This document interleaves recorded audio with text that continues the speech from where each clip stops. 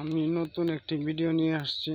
আজকে আপনাদের মাঝে একটি গাছকে পরিচয় করিয়ে দেব, যে গাছটি অনেক উপকারী এবং আপনাদের কাজে লাগবে। আপনারা দেখেন, আমি আমার বাগানে নিয়ে আসছি, আমার ঔষধি বাগান। যে গাছটি আপনাদের সাথে পরিচয় করিয়ে দেব এবং গাছটির নাম বলে দেব। সে কি গাছটি?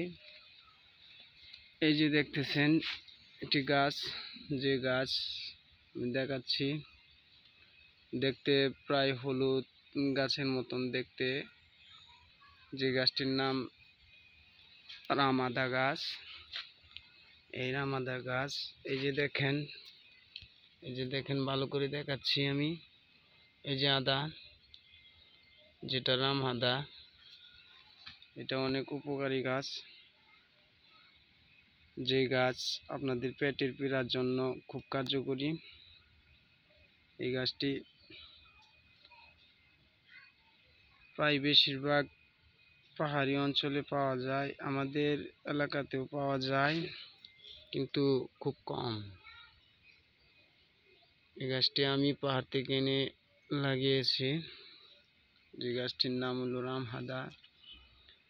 এবং কি কি কাজে উপকারিতা হয়? বেশিরভাগ পেটের পীড়ার জন্য এবং পেটের অসুখের জন্য কার্যকারিতা, এবং সেটাকে আপনারা কিভাবে ব্যবহার করবেন, কিভাবে খাবেন, সেটাও বলে দিচ্ছি।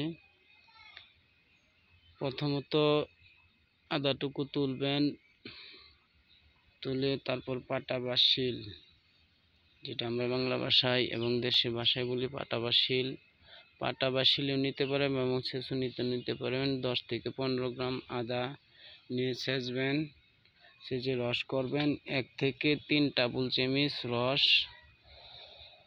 3 টেবিল চামচ রস করবেন, করে সকালে খালি পেটে খাবেন এবং পেটের পীড়া দূর হবে। অনেকেরই পেটে ডেকুর ওঠে এবং পাতলা পায়খানা হয় এবং কোষ্ঠকাঠিন্য হয়। পেটের অসুখের জন্য খুবই কার্যকরী কথা। ওষুধটি খেলে আপনাকে অবশ্যই আপনার পেটের অসুখ দূর হবে এবং কোষ্ঠকাঠিন্য দূর হবে এবং পেটের পীড়া দূর হবে। পাতলা পায়খানাও বন্ধ হয়ে যাবে এবং প্রতিদিন আপনার ঠিক মতন বাথরুম হবে। এটা আপনারা খেতে পারেন। খুবই উপকারী গাছ এবং উপকারী বন্ধু হিসেবেও চলে। আপনাদের বাড়িতেও লাগাবেন।